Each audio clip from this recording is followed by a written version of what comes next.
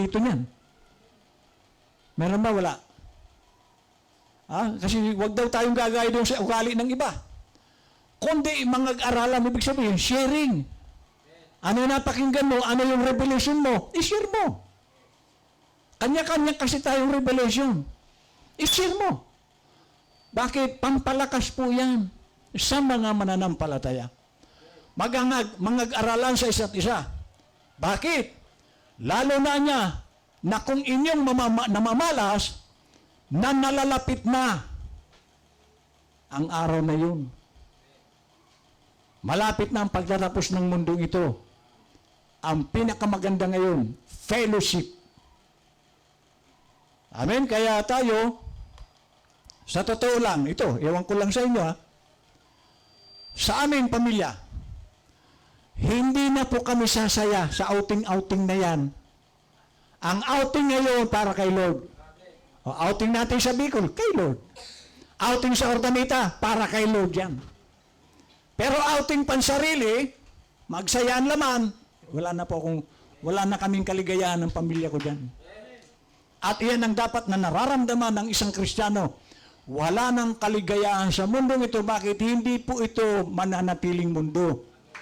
Meron tayong lilipatan, mundo ng mga Kristiyano. Amen. Kaya, ang mabigat po dito, bakit tayo tinuturoang laging mag-fellowship?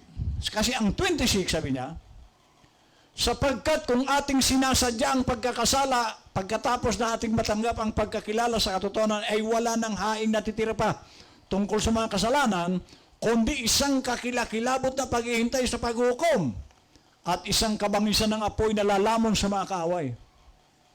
Bakit tayo tinuturoan lagi mag-fellowship? Kasi dito, naririnig natin yung dapat nating iwasan. Dahil sabi rito, kapag daw, matapos mong makilala, natanggap ang katotohanan, tapos sinasadya mo ang pagkakasala, hello, walang kapatawaran. Mahirap yun. Alam ko, ayaw natin ng walang patawad. Pero yan ang sabi ng Bible. So, para maiwasan natin ang gumawa ng mga kasalanan, imaginin nyo nga yung tupang kumakain na kahiga. Di ba? Pag sinabing nakahiga yan, ibig sabihin, sobra-sobra yung natagpuan niyang kinalalagyan. Bakit? Kaya nga ito, bakit tayo may mga camp, may mga fellowship kung saan-saan? Para tayo makakain ng maayos. Hindi lamang yung pagkain dito, kundi natitikman natin iba-ibang putahe. Sabi ko, iba-ibang putahe doon. Iba yung putaheng dinala ko, kanya-kanyang putahe. So yung mga nakikinig, busog na busog sila. Yung mga hindi dumalo, gutom sila. Di ba? So iyan po ang trabaho ng pastor, dalhin sa tamang lugar ang tupa para busog. Kaya lang yung iba, dinadala mo sa kainan, ewan ko kung saan sila nabusog, bakit ayaw sumama. Ngayon, pag ikaw ay laging busog sa pagkain, kumbaga ang isang tupa, busog na busog doon sa sabsaban niya, verse 3, kanyang pinapanauli ang aking kaluluwa. He restored my soul. Kaya nga lagi kang panatag. Yung laging dumadalo, panatag po yan. Hindi po yan kinakabahan, hindi po yan natatakot, hindi yan nag-aalala. Pero kung wala ka, lagi kang aburido. Pero yung laging nakakapakinig, sabi, He restored my soul. Ano pa? He led me in the paths of righteousness for His name's sake. Pinapatnubayan niya ako sa mga landas. So kaya nga hindi ka naliligaw. Ang Panginoon ang nag-guide sa iyo kung ano ang dapat mong gawin sa araw na ito. ng katwiran alang-alang sa kanyang pangalan. 4. Ito na. Bagaman ako'y lumalakad sa libis ng lilim ng kamatayan, ito pong daigdig, nakaumang tayo dito sa problema, kamatayan. Itong daigdig nito dahil temporary lang tayo dito. Hindi po ito ang eternidad na lugar. So, sabi niya, kahit ako'y lumalakad sa lilim ng kamatayan, wala akong katatakutan kasamaan. Nakita niyo ba ang isang taong laging nasa presensya ng Diyos? Wala pong takot yan. Ha? Okay, sabi niya, sapagkat ikaw ay sumasa akin, ang iyong pamalot, ang iyong tungkod, ay nagsisialiw sa akin. Ay, tingnan niyo. Pang-aliw pala yung palo. Kasi dito, mapapalo ka lagi dito pag may ginagawa ka. Pero yan daw ang nagbibigay sa atin ng sigla. Kasi kung wala pong koreksyon ang Diyos sa atin, nakakawa ang buhay natin. Pero dahil tayo mga anak ng Diyos, dito sa pulpito, hindi ko naman alam ang ginagawa natin. Pero dito maririnig natin kung ano ang dapat na ating gagawin. Amen. Verse 5. Iyong pinaghahandaan ako ng dulang sa harap ko, sa harapan ng aking mga kaway. Alam niyo ba yung dulang? Pag sinabing dulang, kainan ito, pues parang siyang lamesa, punong-puno ng pagkain, sa harap daw ng kaaway. So anong ibig sabihin nito? Hindi ka problemado. Bagamat may mga, kasi wala namang taong walang problema. Hindi ba pwede, pastor, na wala ng problema? Pwede rin. Diyan ka tumira, yan, simenteryo yan. Diyan ka tumira, wala ka ng problema dyan. Pero, may bulak ang ilong mo. Wala ka ng problema. Hindi ka na magluluto, hindi ka na maghanap buhay. Sabi niya, iyong pinahira ng aking ulo ng langis, ang aking saro ay inaapawan. Iyong blessing. Punong-puno ng pagpapala ang taong laging nasa presensya ng Panginoon. Verse 6. Tunay na ang kabutihan at kaawaan ay susunod sa akin sa lahat ng mga kaarawan ng aking buhay. Hanggat nabubuhay ka sa lupang ito, ang pagpapala ay hindi titigil. Amen. At ako'y tatahan sa bahay, fellowship. Ako'y tatahan sa bahay ng Panginoon magpakailanman. Fellowship. Lahat daw. Kabutihan at kaawan ay susunod sa akin sa lahat ng mga kaarawan. Ibig sabihin, hanggat nabubuhay ka sa lupang ito, ang pagpapala, wala ring patigyan. Amen. Okay. Genesis chapter 2 verse 18. Sabi po ni Lord, and the Lord God said, it is not good that the man should be alone. Nung likhain si Adan, mag-isa lang. Sabi ng Diyos, hindi maganda, hindi mabuti, na ang lalaki ay mag-isa. Hindi pala maganda yung nag-iisa, no? Hello? Kaya pala nilikha ni Lord, kinuha ang tadyang na isa ni Adan, kasi para sa Diyos, hindi maganda yung nag-iisa. Tanong, meron bang, matatawag bang fellowship, nag-iisa ka? So kaya lumikha si Lord ng kasama ni Adan para may ka-fellowship si Adan. Dahil hindi masaya ang Diyos at hindi raw magandang tingnan ang nag-iisa.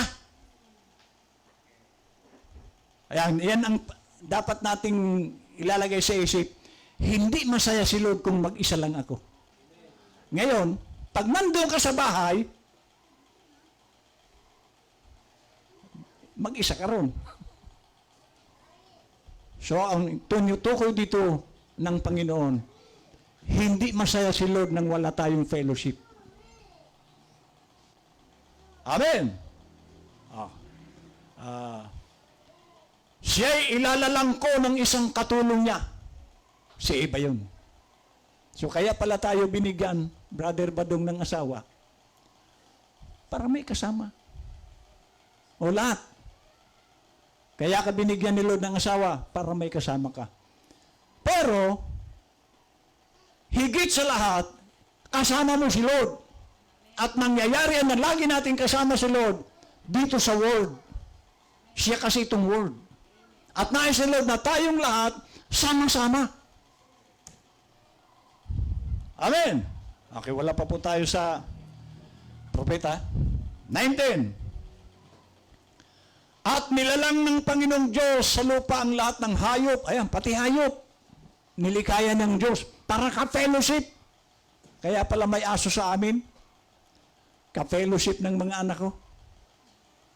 Lalo si Leah. Ka-fellowship yung mga tuta dyan. Nung namatay yung isa doon sa Malanay, umiyak. Kasi nabawasan yung ka-fellowship niya. Ha? O, sabi niya, at nilalang ng Panginoong Diyos sa lupa ang lahat ng hayop sa parang at ang lahat ng ibon sa himpapawid at pinagdadala sa lalaki upang maalaman kung anong itatawag niya sa mga iyon at ang bawat tinawag ng lalaki sa bawat kinapal na may buhay ay yaon ang naging... Si Adan pala ang nagbigay ng pangalan. Ilan po ang hayop sa daigdig? Libo-libo po ang hayop sa panahon. May mga higanti pa noon, may mga hayop noon na wala na ngayon. Si Adan po ang nagbigay ng pangalan. Alam niya kung anong tawag doon sa isa. Kaya, kung meron mang pinakamatalinong tao, si Adan yun. Sa drugstore, minsan bibili ka ng gamot dyan, binigay mo resita, hahanapin nila, hindi nila matandaan kung saan. Si Adan, natatandaan niya lahat.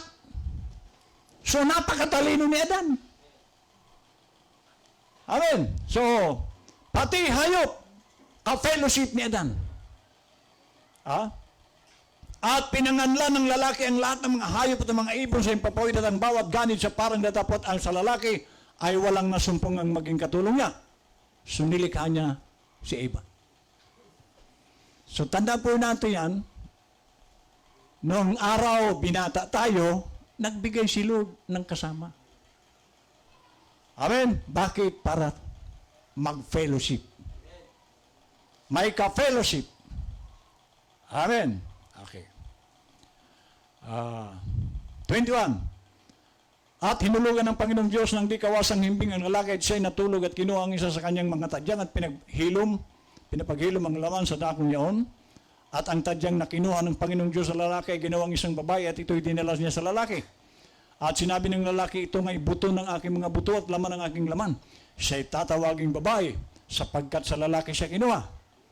Kaya't iiwan ng lalaki ang kanyang ama at ang kanyang ina at makikipisan sa kanyang asawa at sila'y magiging isang laman. Nakita niyo ang Diyos, nais niyang may kasama tayo. Amen. Okay. Kung ating pong naalala, yung mga taong ang fellowship ay nagpapalakas sa kanila. Kung naalala niyo yung kwento ko noon, sa Baguio po may mga believers diyan. Naglalakad sila 4 na oras. Kasi bundok. Wala silang masakyan. Nagtsatsaga sila tuwing linggo. Naglalakad. Halimbawa, palagay nyo itong Kalasyaw, kung lalakarin, ilang oras? Hanggang dito. Ilang oras? Maliban lang kung ang paglakad mo gapang, matagal. Pero kung lakad na dadalo sa church, alam, palagay ko, ang lakad niya. Di ba? Ilang oras ang Kalasyaw papunta rito? May 1 oras ba? 2 hours? Ang bagal mo naman. Sa isang nagmamadali, baka wala pang kalahating oras yan. Lalo kung sasabihin sa church, mayroong 2,000, 3,000. Pag nahuli ka, wala na. Ano? Baka makuha mo yung sa 5 minuto. So kung ang kalasyaw, 2 oras ka mo. Di 2 kalasyaw, ang layo. Naglalakad sila 4 na oras, mga bihasa sa bundok yun. Ibig sabihin, mabibilis lumakad yun. Nakukuha nila ng 4 na oras mula sa bahay nila, patulong church. Bakit sila tuwing linggo nandun? Masaya sila sa fellowship. Iyon na ang kanilang kaligayahan, fellowship. So yung mga taong ang kaligayahan ay ang pakikinig ng salita ng Diyos. Walang malayo. No, kami noon ni Jackie, tulad na sinabi ko sa inyo. Pagkagaling namin sa Alaminos, umaga, fellowship sa Alaminos. Meron tayong church sa Pasay. Luluwas kami ni Jackie. Pagdating sa Pasay, pupunta pa kami Atimunan. Misyon. Tuwing linggo yan. Bakit? Kasi yun din ang kaligayahan namin. Fellowship. So sa isang nagmamahal sa fellowship, hahanap-hanapin mo yan. Sino sa inyo dito ang kumakain ng kanin? Meron? Kaya mo bang huwag kumain ng kanin? Wala sa ating tatagal kung lagi tinapay, kamote. Hahanapin mo ang kanin. Ganyan po ang nagmamahal sa Panginoon. Para itong kanin na lagi mong hinahanap. Amen. Okay, so, kasi po ito, tingnan niyo po ang mga kapatiran sa Bicol. Napapanood ko sa live. Si Pastor Joy. Tingnan niyo sa live. Laging nasa hayo, Pastor Molo. Kung saan-saan niyang pumupunta. Fellowship ang sadya. Tanong, may sweldo ba? Walang sahod. Pero, dahil alam nila na nakakatulong sila sa katawan ng Panginoon, lagi sila sa fellowship. At dapat tayo ganun din. Lagi tayong nakikipag-fellowship. Amen? Now, bago ko dalhin ang propeta. Taas nga ang nag-aral. Nag-aral sa school? Sa school. Alam niyo nung nag-aaral ako, kasi may pride din ako nung araw. Pag meron akong classmate na natatalo ako sa grade, pinagsisikapan ko sa kailangan lampasan ko ito. Para pagdating ng final grading, mataas ang grade ko. Ganon din ba kayo na gusto nyo mataas ang grade nung nag-aaral kayo? O masaya ka na 75, 60? Lahat tayo nagsisikap na tumaas ang grades. Bawat subject mo. Naalala ko nung, sabi ko, Brad, kung gagraduhan mo ang sarili mo, ilan? 35, Pastor? Alam niya, na 35 lang ang grade niya. So ano ko ibig sabihin? Sa lahat ng ginagawa natin, sikapin mo na mataas yung antas mo. Halimbawa, subject, algebra, or math. First grading, 75. Next grading ba? 75 uli? O tatasan mo naman? So dito mayroon tayong subject. Ang isang Kristiyano na pagdating ng kahuli-hulihang araw, masumpungin ka ni Lord na na nasa mataas kang grading. Ano yung ating mga subject dito? Una, faith. Kumusta ang faith mo? 99 ba? O 39? Kasi ikaw ang nakakaalam kung ano na ang grade mo. Yung ating virtue, yung ating knowledge, ang ating temperance, ang ating patience, ang ating godliness, ang ating brotherly kindness, ang ating pag-ibig. Ano na? Kung titingnan mo ang iyong grades. Dahil alam mo kung nasaan ka na. O, kumusta ang ating mga faith? Kumusta ang ating mga virtue, power? Kumusta ang ating kaalaman? Kumusta ang ating temperance? Maraming bagsak niyan. Baka wala pa sa passing grade. Ang ating patience, ang ating godliness, brotherly kindness, pag-ibig, kumusta na? Kasi doon tayo tinitrain nilon ngayon. Pagsikapan mo na lahat ito, pasado ka. Amen? Okay. So, pasok po tayo sa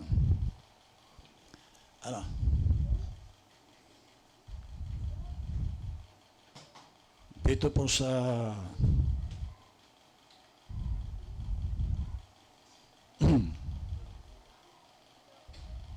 message of the hour.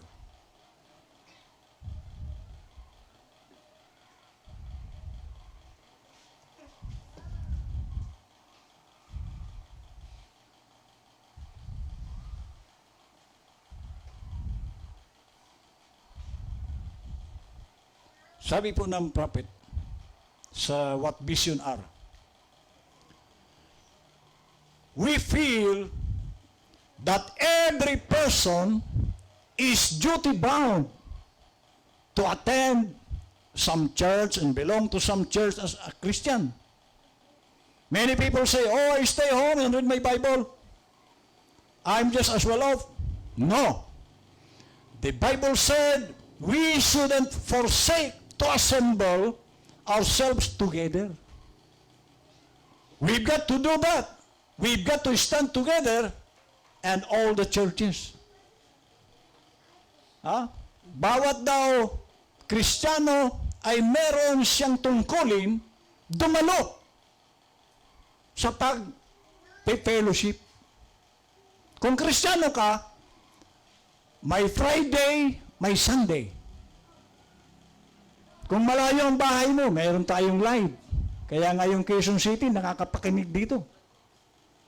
Pero kung malapit ka naman, kung talagang mahal mo ang Panginoon, nandito ka lagi. Kung mahal mo siya. Kung hindi mo naman siya mahal, talaga wala tayong magagawa. Hindi mo naman siya mahal eh. Pero kung mahal mo ang Panginoon, hindi mo ito kalilimutan. Dahil ito raw ay tungkulin ng Kristiyano ang pagtitipon. Amen. Sabi niya, sa I will restore, a man that's born of the Spirit of God loves to go to church. Yan daw mga sinilang sa Espiritu ng Diyos, mahal niya ang pagdalo. Nandiyan ba? God. A man that's born of the Spirit of God loves to go to church better than he loves to eat his dinner when he's hungry. Mas mataas ang panimbang ng pagdalo kaysa sa pagkain. Ako nga, madalas akong pag-araw ng linggo, fasting. Kakain na lang ako tanghali. Sabi niya,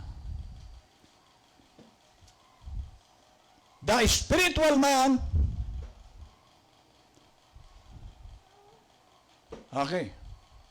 the spiritual man on the inside has got to be fed. So yun daw ating spiritual man sa loob, kailangan mapakain yan.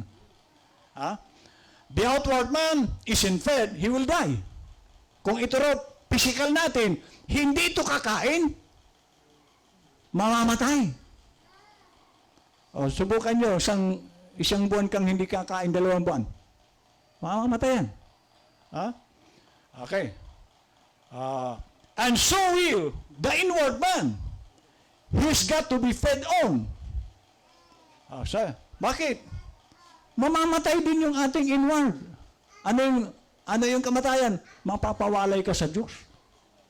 Pag hindi yan nakakakain. Kaya nga, marami po ang matamlay na ang pagiging Kristiyano kasi hindi sila nakakapakinig.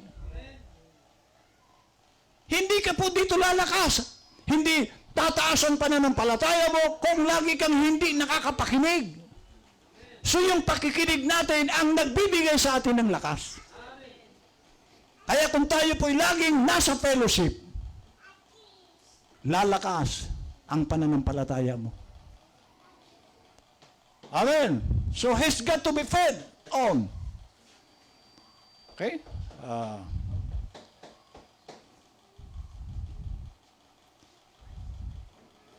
Don't stay home.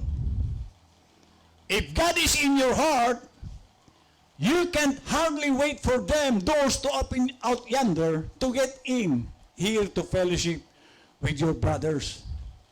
Huwag kang pag-araw na ng linggo, pag-araw na ng Friday, pumunta ka na sa church. Hindi po mahirap, ewan ko lang kung nahihirapan tayo sa paglalo.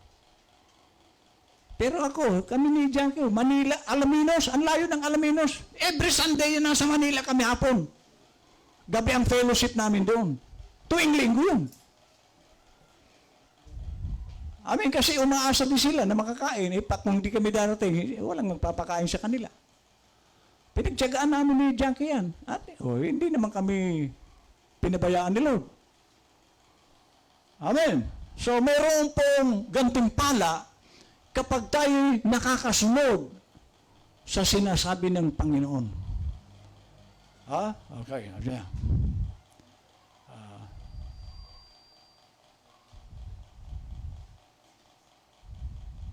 Dito po. And then lilipat po tayo.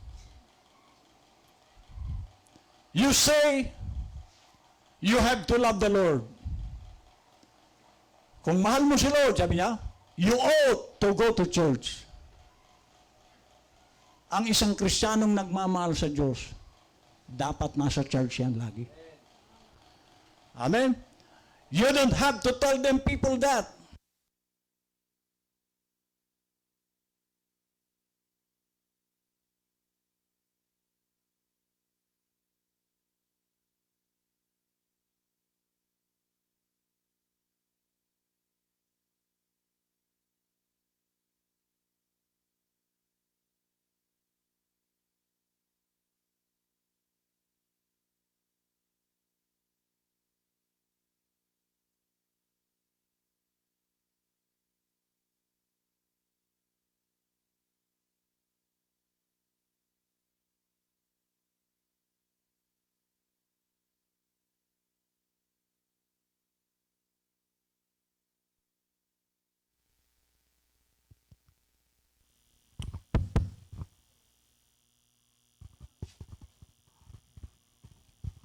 Hello.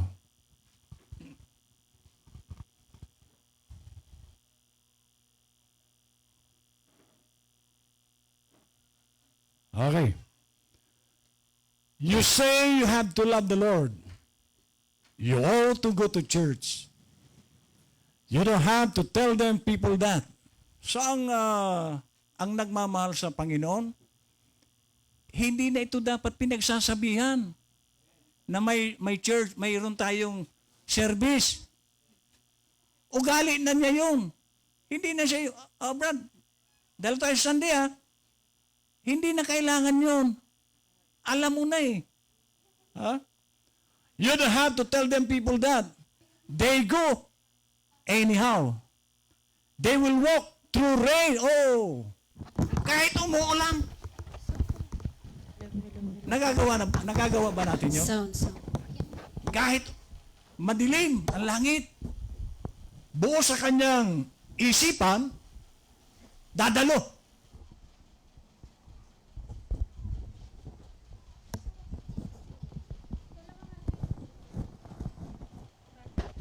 Hello?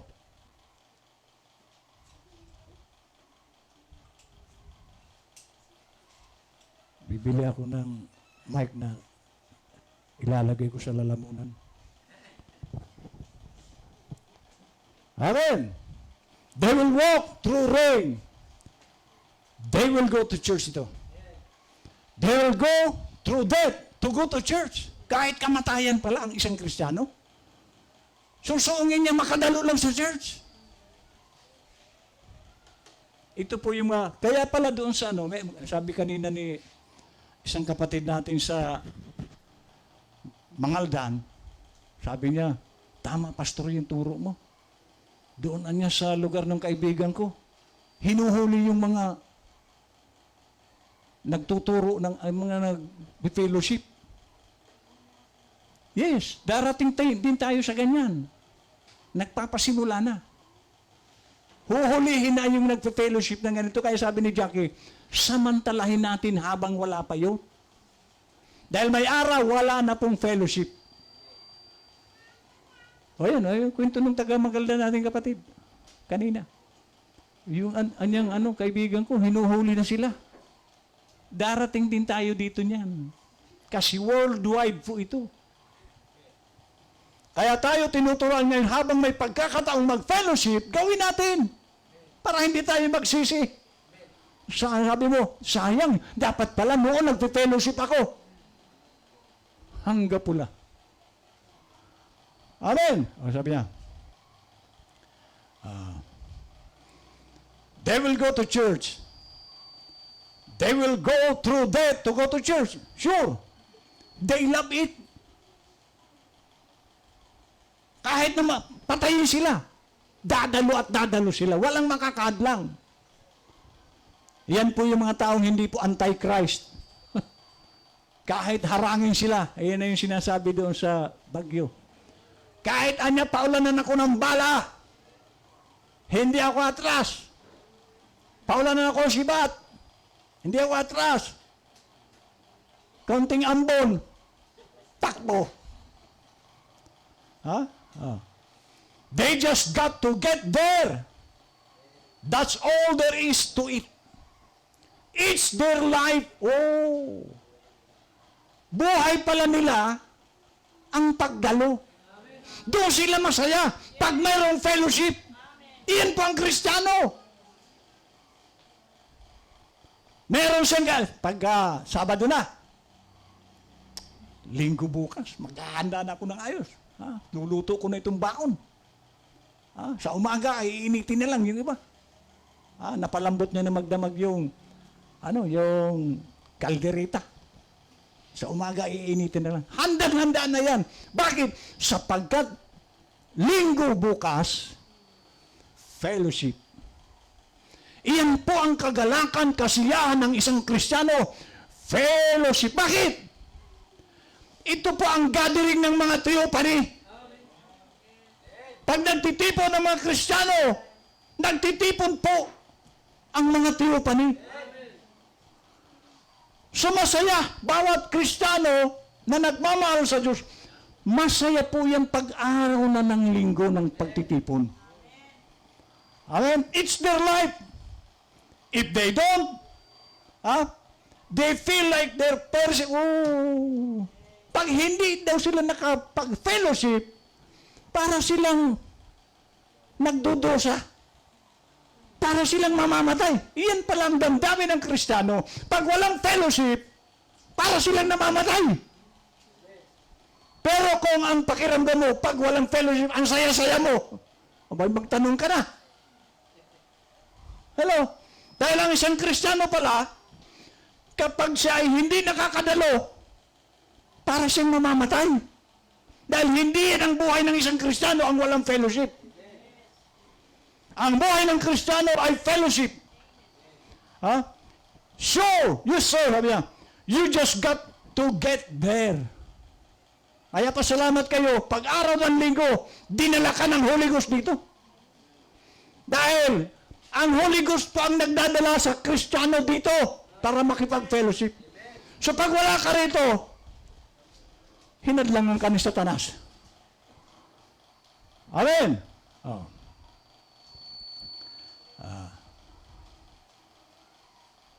I know there's many rise up and go out and say, I don't need to go to church anymore. Bakit? Praise God. The Holy Ghost has come. He's the teacher. When you get that idea, you are just wrong. May mga Kristiyano, hindi ko na kailangan dumalo sa church, hindi ko na kailangan yan, purihin ng Diyos, dahil nandito na ang Holy Ghost, siya ang aking guro. Hindi ko na kailangan turuan ako ng tao, nandito ang Holy Ghost sa akin. Kapag daw ganyan ang pananaw mo, mali ka. For why did the Holy Ghost set teachers in the church if he was going to be the teacher? Bakit pa naglagay ng pastor? Bakit naglagay pa ng guro? Kung siya pala ang teacher mo. Mali ka dyan. Kailangan mo ang fellowship. Amen? See, there are first apostles, prophets, teachers, evangelists, and pastors. The Holy Spirit set teachers in the church so He could teach through that teacher. Nagtuturo ang Holy Ghost sa pamamagitan ng pastor ng teacher na yan. Sabi ko nga sa inyo, yung mga hindi dumadalo, hintayin nyo na lang ang Holy Ghost ang magsalita sa inyo. Nakahiga ka gabi, madilim. May nagsalita na hindi mo nakikita. Ano? Bumangon ka. Magtuturo ako sa iyo. Ano? Anong gagawin mo? Baka kumaripas ka ng takbo. Kaya nga ang ginagamit ni Lord, tao. Saan yun? Fellowship. Tayo, kung walang ginagamit si Lord dito, ano kaya ang alam natin? So tao po ang ginagamit ni Lord na kinalalagyan ng Holy Ghost. Amen. You go to church, don't sit at home, go hunting, fishing, and so forth on Sunday, dishonoring the resurrection. Pag wala ka pala sa fellowship Sunday, ano yung ibig sabihin ng dishonoring? Nilalapastangan mo ang Diyos. Ayan masakit po yun. Pero yun nasabi dito. Dinidishonor mo ang resurrection ni Lord. Pag wala ka sa church. Paglapastangan po yan kay Lord. Na alam mong araw ng Panginoon, wala ka. Nilalapastangan mo si Lord noon. Ano sabi niya? We must love in our hearts to come to church. If we don't love church, love God. Coming together. What we call church is coming together to worship. So isang dahilan ni Lord bakit tayo may fellowship, araw din ito ng ating worship. Kaya nga, meron tayong awitan, may pagsamba, may papuring awit. Iyan po ang pinaka dahilan kung bakit tayo may fellowship. Sambahin mo ang Panginoon. It's a joy to go to church under any circumstance. Whether it's hot, cold, indifferent. Whether the people are fussing, growling, whatever they're doing.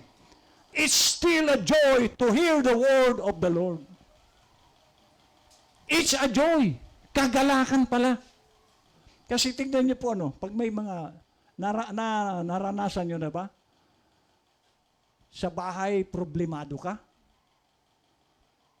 Naisipan mo, dinala ka ni Lord sa church. Pagdating mo sa church, pag-umpisan ng praise and worship, wala ka nang maalalang problema. Naranasan niyo ba yan?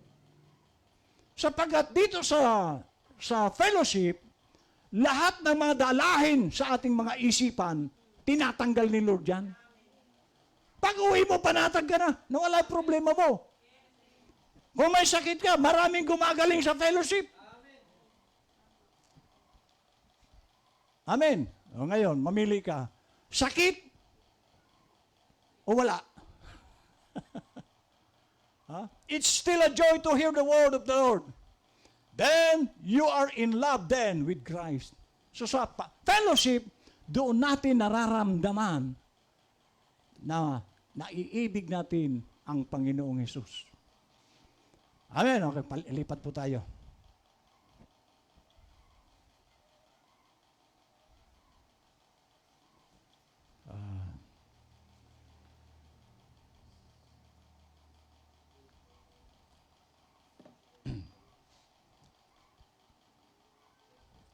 sa fellowship.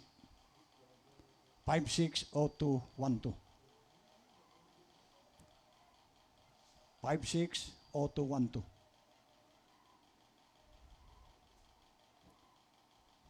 Okay. Ito po, solid Branham po ito.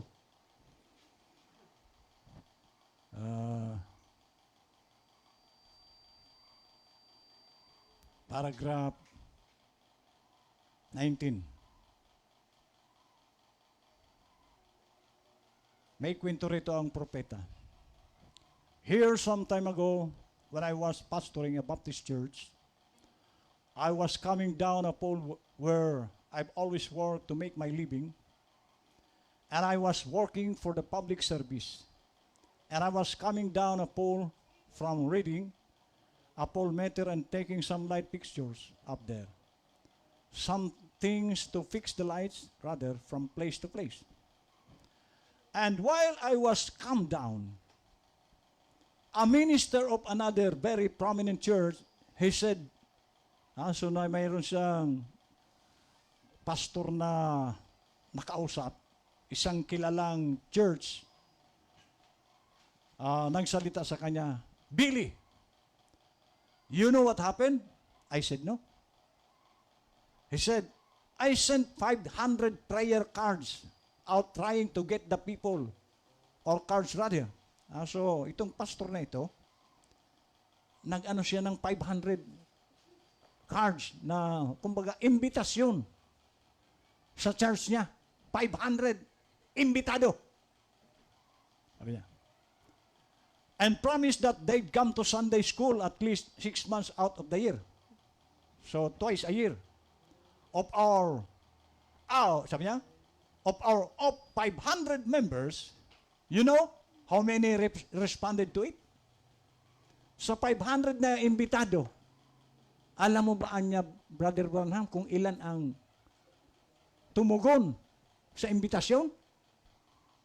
I said, I don't have any idea, Dr. Brown. He said, 2. Out of 500, 2 lang ang tumugon. Ganyan po kaano ang tao. Ay doon sa panahon ni Moises. Out of 2.5 million, 2 lang ang nakarating sa Kanaan. Ganyan po ang resyo ng pagdating sa Panginoon, iilan lang ang totoo.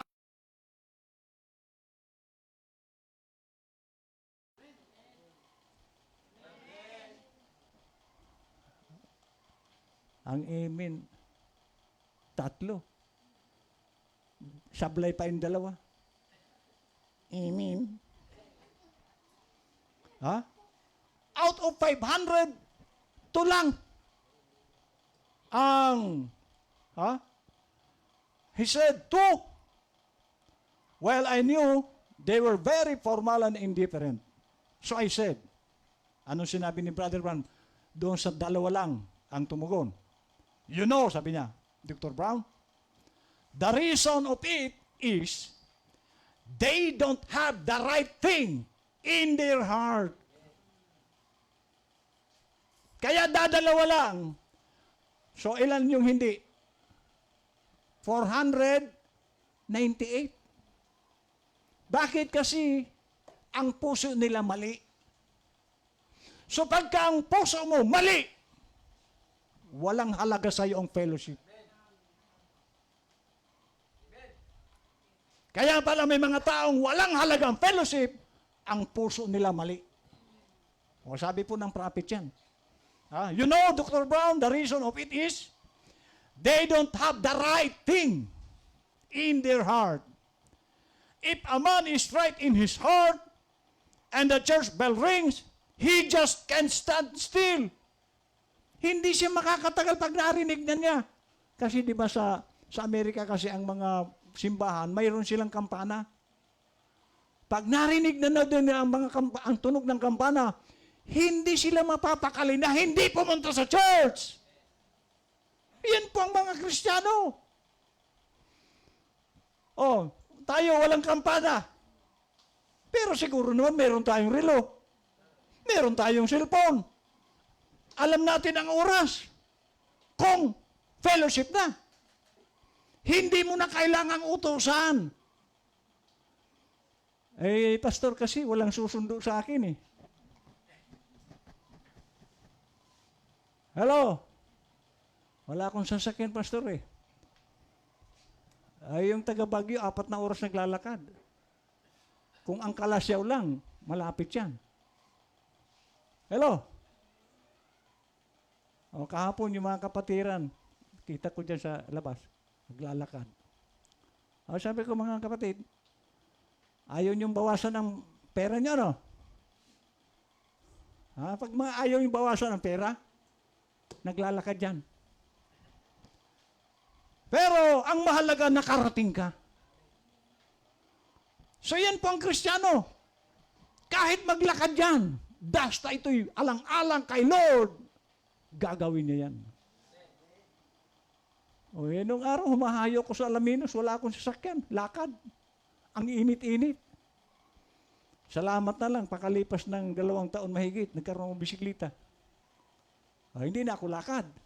2 taon bago nagkaroon ng bisikleta. O, makalipas ulit ang 2 taon mahigit. Motorsiklo, 50cc.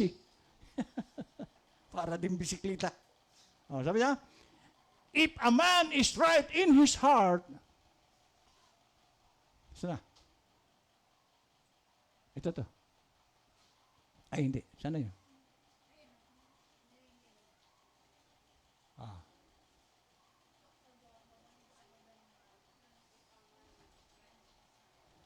Ayan.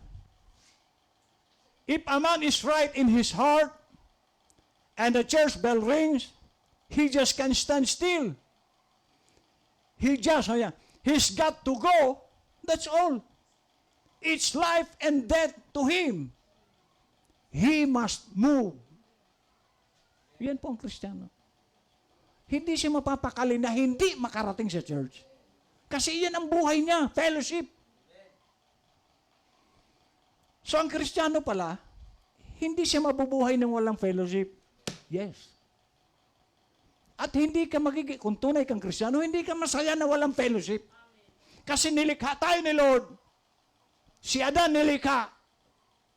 Nung nakita ng Diyos na nag-iisa, malungkot. So, naging masaya si Adan nung mayroon na siyang ka-fellowship. Amen? Now man has always longed for this fellowship, and the reason that he did you ever stop to think what makes people long for this? What makes men and women long to associate with each other? And when you become a Christian, how you long to get in the presence of God. Oh. So, pagka pala ikaw ay naging Kristiyano, hinahanap-hanap mo ang presensya ni Lord. At saan mo matatagpuan yan? Sa fellowship. Kasi ito, gathering po ito ng mga theophany. So, nagiging masaya ka. At panatag ka. O, tingnan nyo. At ulitin ko ito. Madalas kong banggitin ito, protektado ni Lord ang laging naka-duty. Kaya hindi ako nag-aalala. Pangangailangan, physical, material. Hindi po ako nag-aalala. Bakit? Naka-duty ako. O si brother Felix. Saan? Umuwi na? Oh. May trabaho ba si Felix? May trabaho? Ay, hindi, may trabaho siya. Hindi siya pinapasahod. Lahat po yan may sahod yan. Pag nagtrabaho ka, sahod. Pag nagtrabaho ka kay Lord, unlimited ang sahod mo rito. Kung ang pinapasahuran ka sa kumpanya, 700 a day, dito, 7,000 a day. Ay, magtatrabaho na ako kay Lord Pastor kung 7,000. Baka higit pa. Pag naglilingkod ka kay Lord. O ako, ano bang trabaho ko? Pero haya-haya ko. Ha? So, sabi niya, and when you become a Christian, how you long to get in the presence of God. Iyon ang hinahanap-hanap mo lagi, presensya ng Diyos. There isn't a person in here that's ever had an experience with God. But what the greatest joy of your life is when you can get just alone a little while with God. So itong presensya ito, kasi may mga oras, katulad pag Friday, may kanya-kanya tayong prayer na ikaw at ang Diyos lang. Bukod doon sa fellowship natin lahat, ikaw mismo at ang Diyos mayroong fellowship. Okay? And get in the secret closet and close the door and live. Okay. Paragraph 25. Now, since sin broke that fellowship, fellowship sa Diyos at fellowship dito, nasisira ito kapag tayo gumagawa ng kasalanan. Lumalayo tayo sa fellowship. Nasisira yung fellowship sa kapatiran, fellowship mo sa Diyos. Kasi may ginagawa ka. So yan po ang ating iwasan. Dahil sabi rito, ang kasalanan ang sumisira sa fellowship. O katulad nung sa kagustuhan kong makatulong doon sa Alaminos noon, nagpapahiram ako ng, para mabuhay ba, may hanap buhay, nagpapahiram ako ng puhunan sa Alaminos noon. Ngayon, noong ginamit na sa negosyo yung pera, nalugi. Nahiya na mag-fellowship. Nahiya nang dumalo. Nakita nyo? Pag mayroon kang ginawa, nahihiya ka na makipag-fellowship. So, iyan po ang ating iwasan para hindi masira ang fellowship natin sa tao at sa Diyos. Lumayo ka sa kasalanan.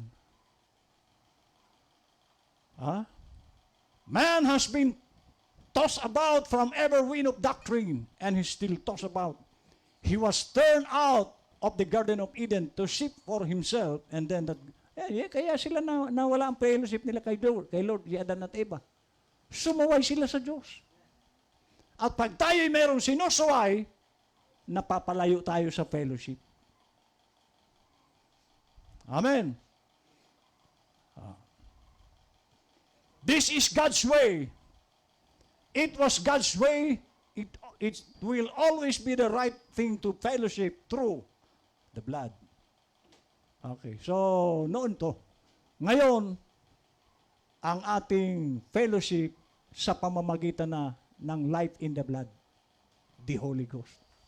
At alam natin nandito ang Holy Ghost. So kung nandito ka, nakaka-fellowship mo ang Panginoon. Amen. Okay, lalaktaw pa ako.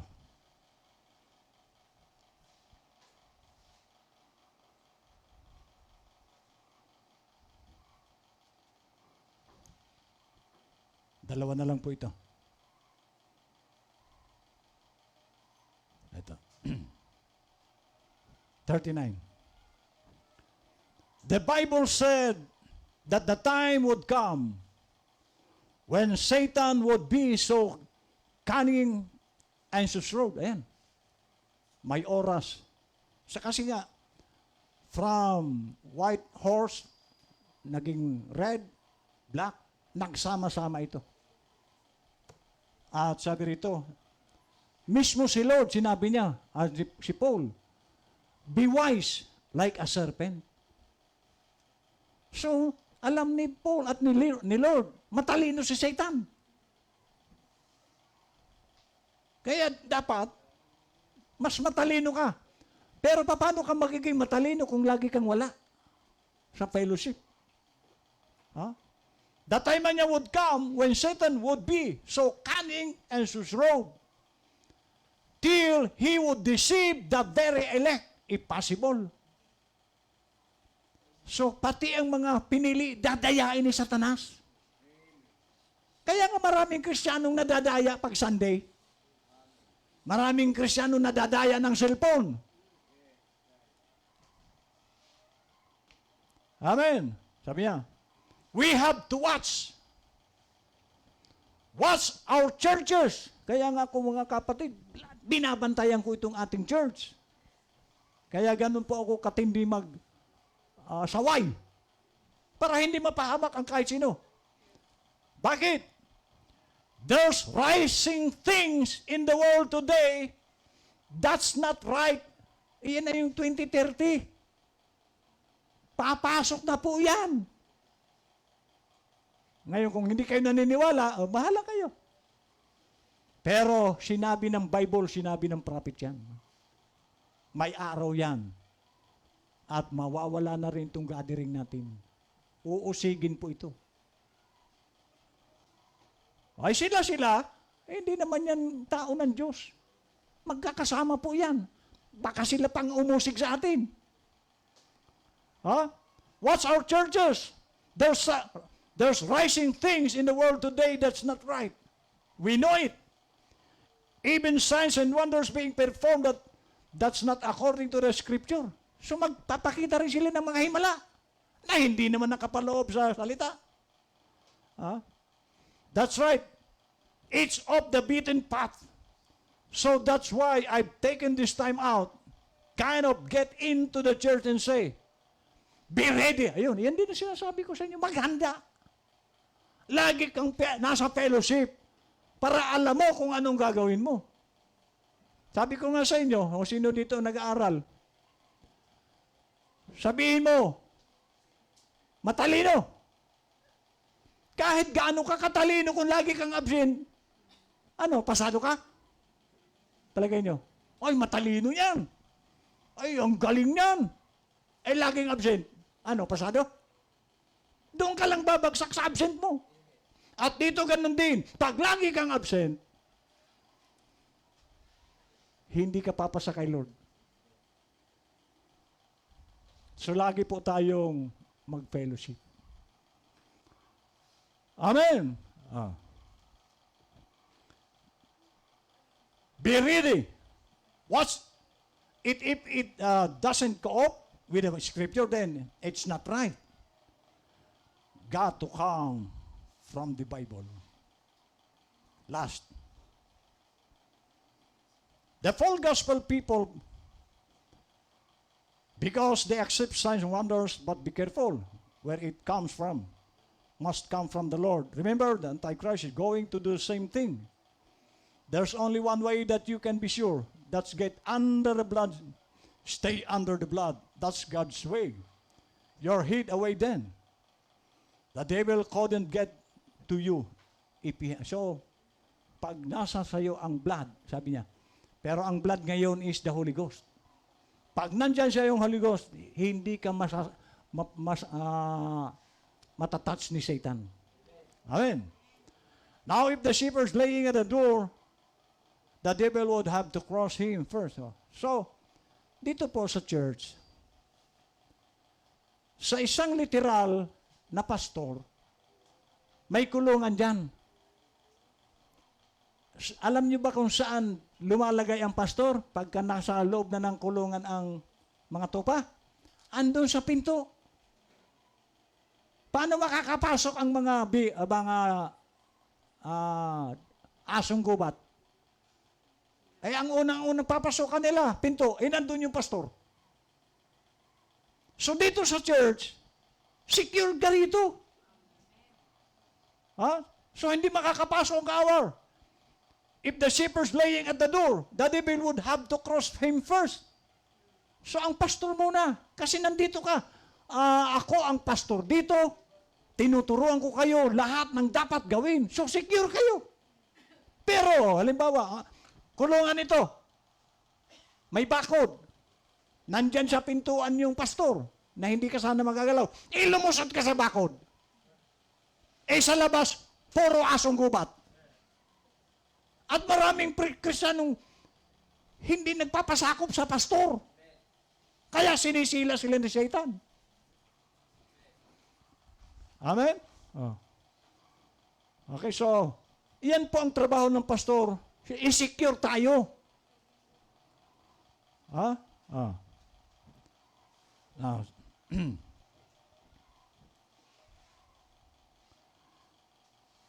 so, sabi dito,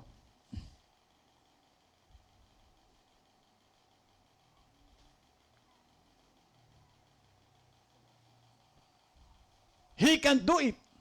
That's right. Come into this secret place with the Lord.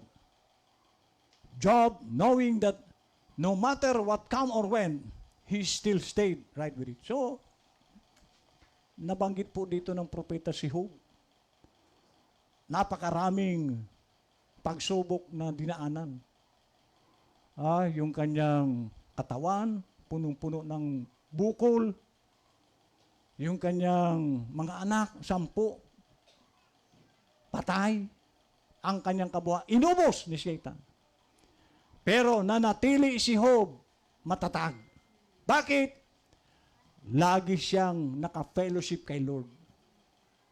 At tayo dito, kung lagi tayong nasa fellowship, tatatag ka rito.